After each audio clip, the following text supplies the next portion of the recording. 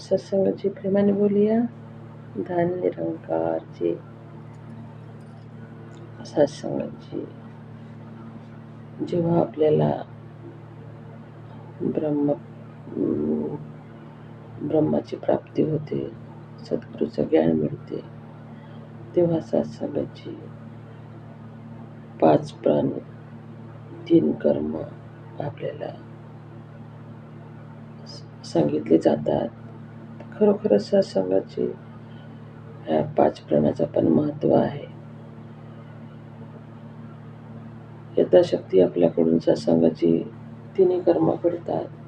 सत्संग, सेवा, सिमरन. पण 5 प्राण पण तेवढेच महत्त्वाचे आहेत.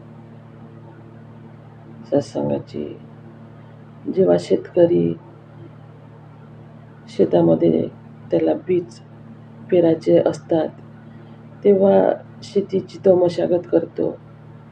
सगळं शेत नांगरून त्याच्यात बीज रोपण करतो. आणि जेव्हा ते बीज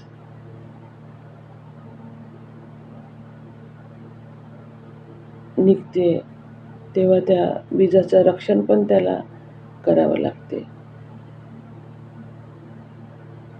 त्याच्यातलं तण पण त्याला काढावं लागतं.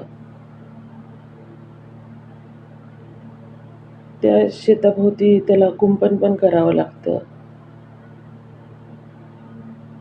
आणि कितीतरी मेहनत करून जेव्हा त्याच्या हातात जेव्हा दाणे दिसू लागतात, तेव्हा त्याला रखवाली पण करावी लागते. कारण सत्संगाची